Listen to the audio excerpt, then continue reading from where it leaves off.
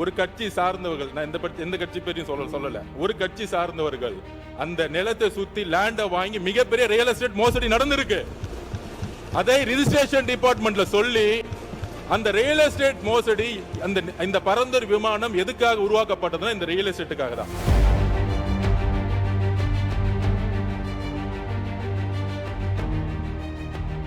அமைச்சர்கள் குறிப்பிட்டார்கள், முதலீட்டாளர்கள்லாம் பார்த்து கொண்டிருக்காங்க, தப்பாக நினைக்க மாட்டாங்களா, தவறுதலாக சிந்திக்க மாட்டாங்களா, இப்படிலாம் பேசுறீங்கன்னு சொன்னாங்க.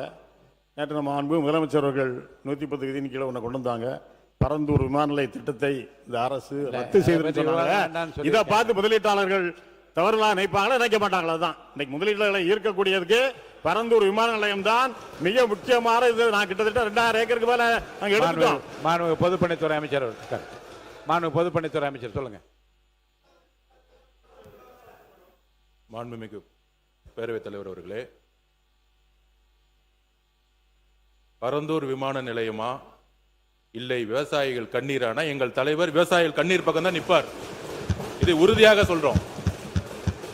மாண்புமிகு முதலமைச்சர் நேற்றே சொல்லியிருக்காரு, கூடிய விரைவில் விமான நிலையத்துக்கான இடம் கூடிய விரைவில் அறிவிக்கப்படும் சொல்லியிருக்கிறாரு.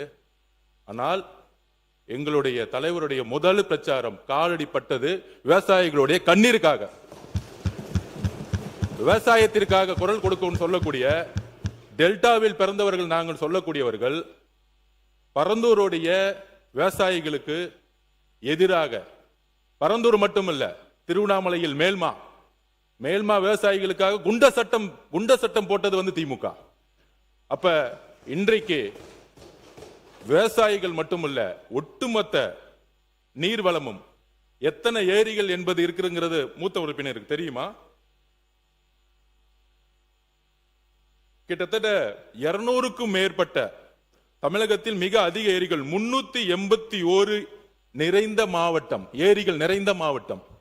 அப்ப 381 ஏரிகளை பத்தி அவங்க பேசினதில்லை, மக்களுடைய குரலுக்கு பேசினதில்லை.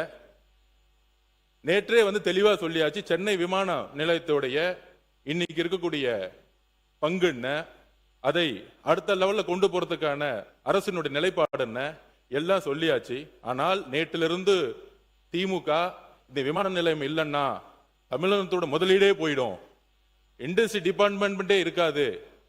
முன்னாள் அமைச்சராக இருக்கக்கூடிய இண்டஸ்ட்ரி மினிஸ்டர் திமுக எல்லாரும் சொல்றாங்க. இண்டஸ்ட்ரி வர்றதுக்கு முக்கியமான காரணம் என்ன தெரியுங்களா?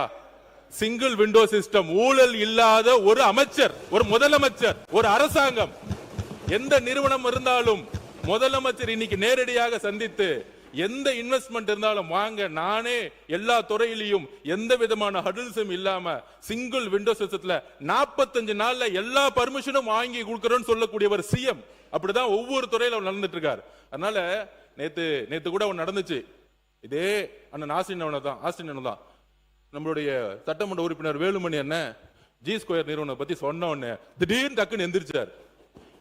அந்த ஜி ஸ்கொயர் நிறுவனத்தை பத்தி ஏன் பேசுறீங்க அப்படின்னு மாண்புமிகு முதலமைச்சருக்கு நாங்கள் கோரிக்கை வைக்கிறோம். இந்த பரந்தூர் விமான நிலையம் பண்ணும் பொழுது டிபிஆர் ப்ராஜெக்ட் அரசுக்கு மட்டும்தான் தெரியும், டீடைல் ப்ராஜெக்ட் ரிப்போர்ட் அரசுக்கு மட்டும் தெரியும். அந்த டீடைல் ப்ராஜெக்ட் ரிப்போர்ட் வரதுக்கு முன்னாடியே ஒரு கட்சி சார்ந்தவர்கள், நான் எந்த கட்சி பேரையும் சொல்லல, ஒரு கட்சி சார்ந்தவர்கள் அந்த நிலத்தை சுத்தி லேண்ட வாங்கி மிகப்பெரிய ரியல் எஸ்டேட் மோசடி நடந்திருக்கு. அதை ரிஜிஸ்ட்ரேஷன் டிபார்ட்மெண்ட்ல சொல்லி அந்த ரியல் எஸ்டேட் மோசடி, இந்த பரந்தூர் விமானம் எதுக்காக உருவாக்கப்பட்டதுன்னா இந்த ரியல் எஸ்டேட்டுக்காக தான். அப்ப இதை நாங்கள் பதிவு செய்கிறோம். விவசாயிகளுக்காக, விவசாயிகளோட கண்ணீருக்காக கிட்டத்தட்ட 2 போகம் அங்க விவசாய உற்பத்தி பண்ணிட்டு இருக்காங்க. 2 போகம், இத்தனை ஏரி இருக்கு, 381 ஏரிகள் இருக்கு. இதுக்காக விவசாயிகள் பக்கம் நிக்கிறதுக்காக தான் இது கேன்சல் செய்யப்பட்டதை தவிர இதுல எங்களுக்கு எந்த விதமான அரசியல் உள்ளீடும் எழுதி வச்சுக் கொள்ளுங்கள்.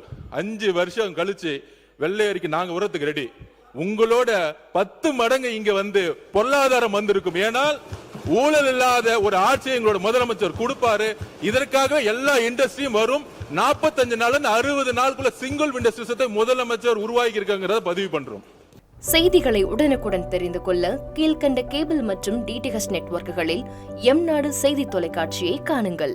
பாதகம் செய்பவரை கண்டால் நாம் பயம் கொள்ளலாகாது பாப்பா. மோதி மிதித்து விடு பாப்பா, அவர் முகத்தில் உமிழ்ந்து விடு பாப்பா. அண்மை செய்திகளை உடனுக்குடன் தெரிந்து கொள்ள இணைந்திருங்கள் எம் நாடு தொலைக்காட்சியுடன்.